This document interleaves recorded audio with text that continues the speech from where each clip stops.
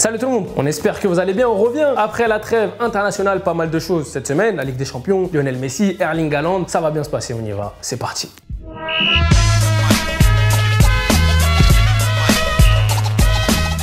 On commence cette semaine avec l'actualité Ligue des Champions. Le Paris Saint-Germain qui jouait hier face à Leipzig. Ils ont remporté ce match 1-0, mais ils ont été peu convaincants. Leipzig n'est pas passé loin du match nul, voire de la victoire. Beaucoup d'occasions manquées. On peut remercier Di Maria qui a obtenu un penalty avec un petit plongeon. On va dire que le penalty n'était pas flagrant.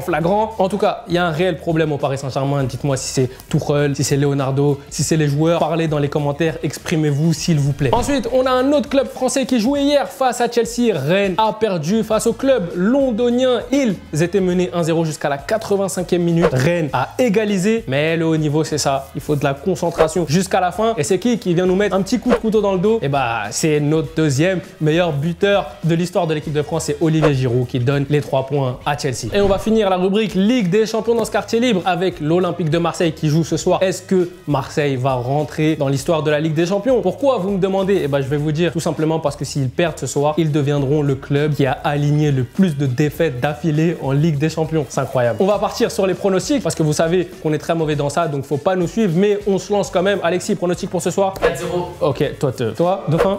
3-0. 2-0 Porto. Ok, on a pas mal de pronostics. Personne donne la victoire de Marseille. Je vais donner une petite victoire de Marseille. Allez, je dis 2-1 pour l'Olympique. Les deux équipes marquent. Voilà, mettez ça sur vos pronos. Les deux équipes marquent ce soir. Il y a une liste qui est apparue il y a quelques jours qui a nominé 28 joueurs pour être élus meilleurs joueurs du siècle. Jusqu'à là, tout va bien, mais il s'avère que dans cette liste, on retrouve la présence de Kylian Mbappé. Beaucoup de gens se sont indignés de la présence de Kylian Mbappé. Moi, ce qui me chagrine vraiment, c'est qu'il y ait du Mbappé, mais qu'il n'y ait pas du Thierry Henry, qu'il n'y ait pas du Didier Drogba. Il manque quand même pas mal de grosses têtes et je ne sais pas s'il a vraiment sa place tout de suite dans la catégorie de meilleurs joueurs du siècle, aux côtés de CR7, aux côtés de Messi. C'est un peu gros. Et la grosse moula de la semaine, c'est Erling Haaland.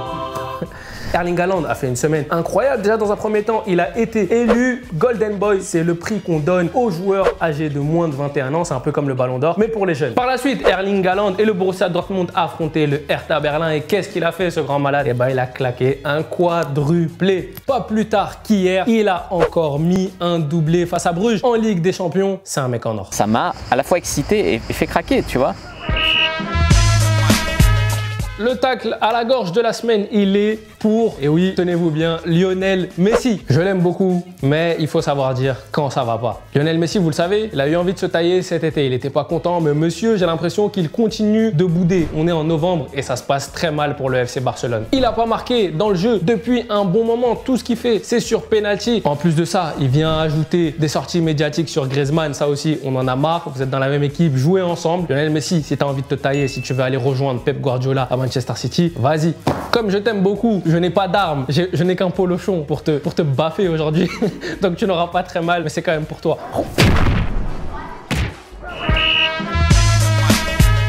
La Gazette de Medellín cette semaine, c'est pour Cristiano Ronaldo qui a claqué un doublé le week-end dernier et il a encore marqué hier soir en Ligue des Champions. C'est donc la raison pour laquelle on a décidé de revenir sur une petite anecdote qui nous a marqué. On est lors de la saison 2002-2003. Le Sporting est intéressé par un attaquant de l'Olympique Lyonnais, Tony Vérel. Qu'est-ce qu'ils font? Ils leur proposent un échange entre le jeune Cristiano Ronaldo et Tony Vérel. L'Olympique Lyonnais n'est pas d'accord. Ils veulent faire rentrer de l'argent, donc ils refusent cet échange. Par la suite, Bernard Lacombe et Jean-Michel Aulas se déplacent au Sporting pour superviser le fameux Cristiano Ronaldo. Donc ils observent, ils sont assez satisfaits, mais le Sporting leur propose Cristiano Ronaldo à 19 millions d'euros. L'Olympique Lyonnais n'est à nouveau pas d'accord. Et bah Cristiano Ronaldo s'en va à Manchester United, l'Olympique Lyonnais rate le coche et la suite de l'histoire, vous la connaissez. La question du COP, on nous a demandé de citer une punchline, ma punchline préférée, liée au football. On vous en a pas choisi une, on a fait un petit top 3, c'est pas les meilleurs, mais c'est celles qui nous ont bien fait rigoler et qu'on a kiffé aussi. On commence avec Caris, je n'ai confiance qu'en mon Desert Eagle et en Zizou dans les arrêts de jeu. Mais je suis paresseux, j'aime pas ta gueule, je te baisse ta receuse, je n'ai confiance qu'en mon Desert Eagle et en Zizou dans les arrêts de jeu. Ensuite on a Calas Criminel qui nous a sorti une belle phrase, rien n'est impossible, rien du tout, même Dugarry a joué au Barça. Niquer des grands-mères et faire des sous, je suis bon qu'à ça. Rien n'est impossible, même Dugarry a joué au Barça.